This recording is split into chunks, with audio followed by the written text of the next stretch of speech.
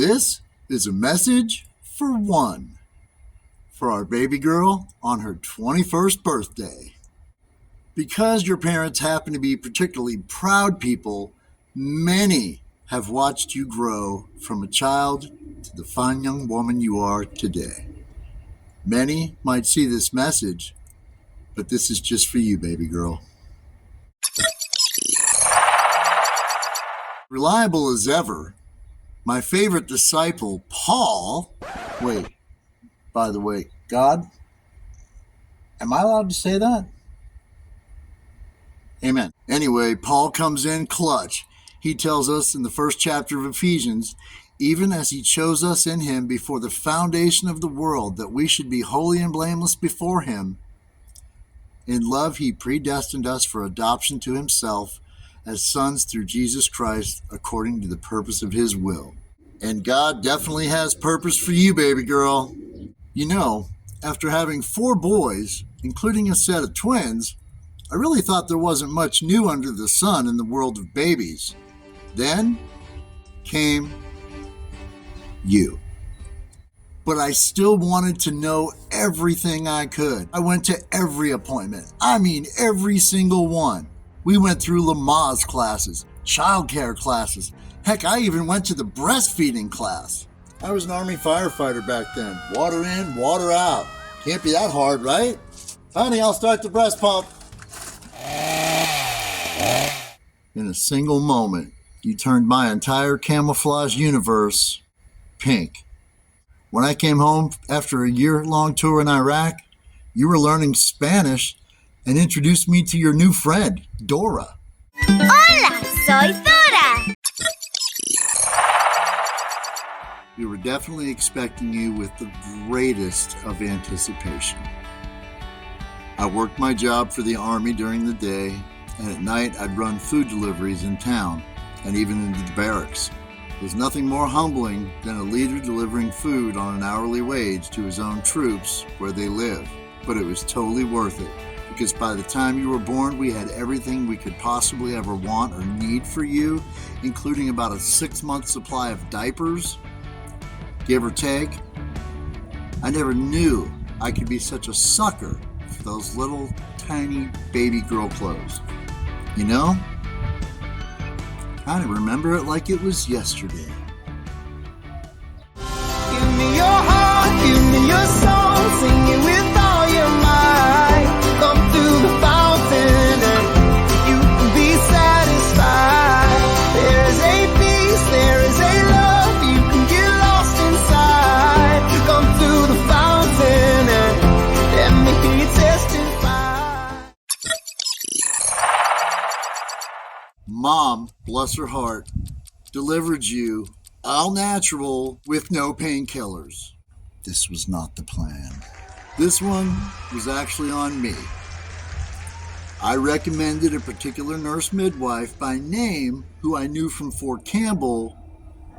I even requested her, and she proceeded to mistime the pain medication and allowed my darling Helen, who took a total hit for the team, and delivered you naturally at 9 pounds, 9 ounces. And in case you're wondered why I recommended that particular nurse midwife, it's because she and I not only had the distinct pleasure of delivering you together, but she and I also delivered your brother Gary many years before at Fort Campbell. It seems like one more Breland has a rendezvous with destiny. Only in the military, God delivered you quite literally into my own hands, and I beheld one of the greatest gifts he had ever given me. I was in the Army at the time, stationed at Fort Wainwright, Alaska, up in Fairbanks. Yes, you were an Army brat. And it was June 23rd, within 2 days after the summer solstice, the longest day of the year. In Alaska speak, that means 24 hours of pure sunlight.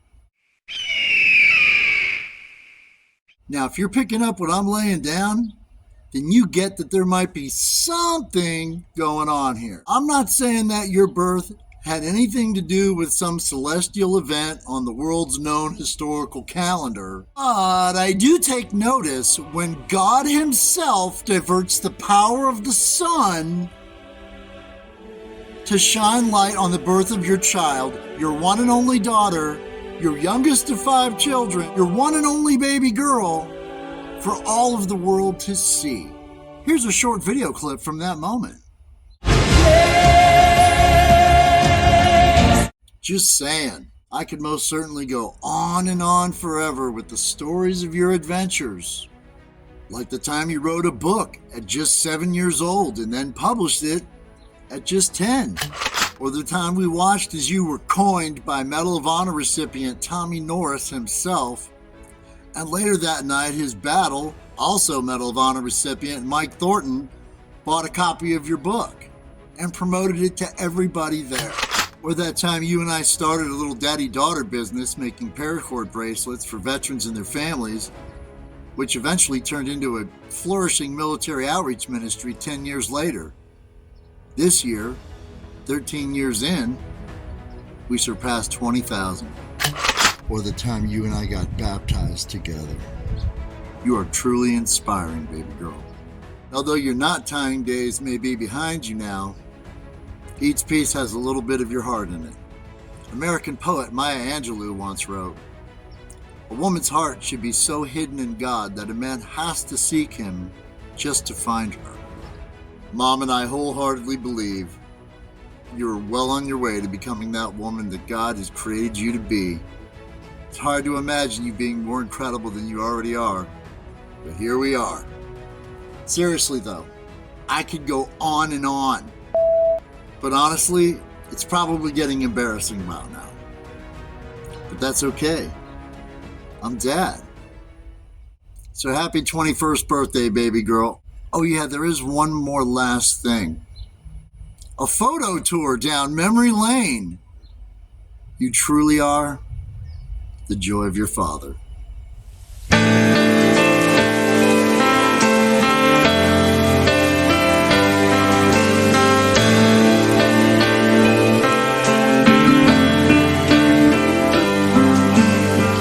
Gotta hold on easy as I let you go. Gonna tell you how much I love you, though you think you already know. I remember I thought you looked like an angel wrapped in pink, so soft and warm. You've had me wrapped around your finger since the day you were born.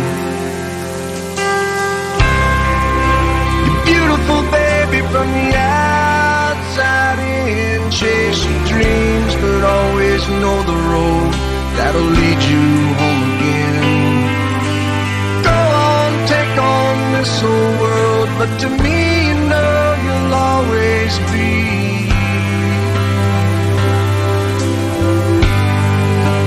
my little girl.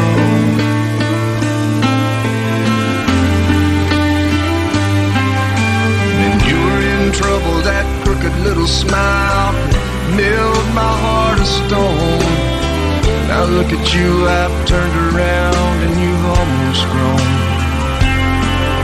Sometimes you're asleep, I whisper I love you in the moonlight at your door. As I walk away, I hear you say, Daddy, love you more. You're beautiful, baby, from the outside in. Chase your dreams, but always know the road that'll lead you home again. Go on, take on this old world, but to me, you know you'll always be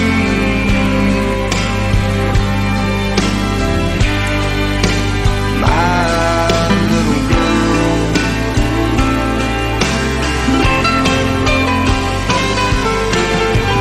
Someday some boy will come and ask me for your hand, but I won't say yes to him unless I know he's the half that makes you whole.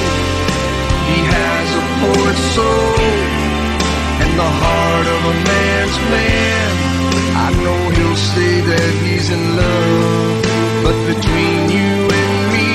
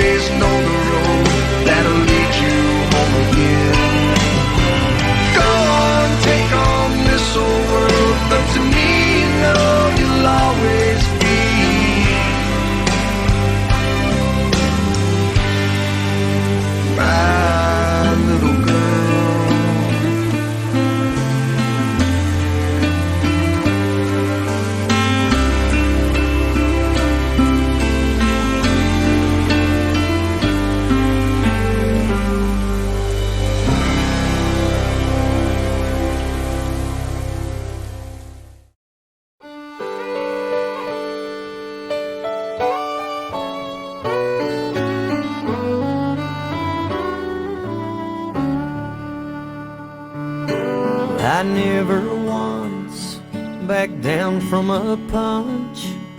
Well, I take it square on the chin.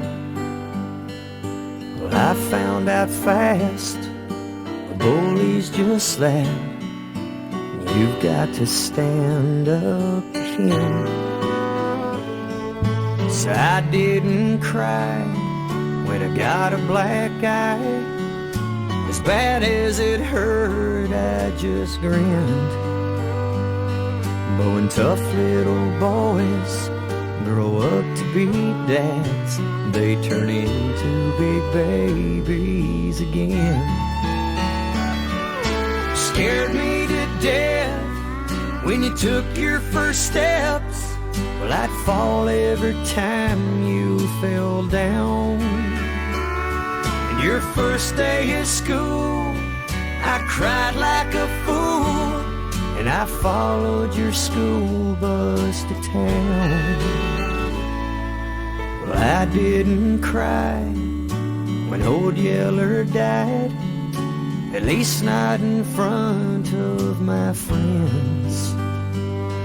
But when tough little boys grow up to be dads, they turn into big babies again.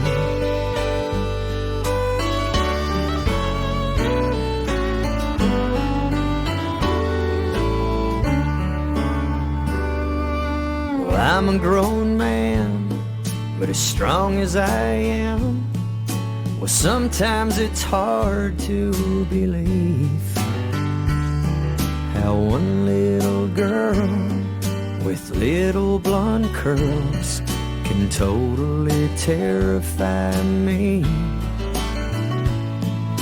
If you were to ask, my wife would just laugh. She'd say I know all about men, and how tough little boys grow up to be dads. They turn into big babies again. Well, I know one day I'll give you away, and I'm gonna stand there and smile. But when I get home and I'm all alone, well, I'll sit in your room for a while.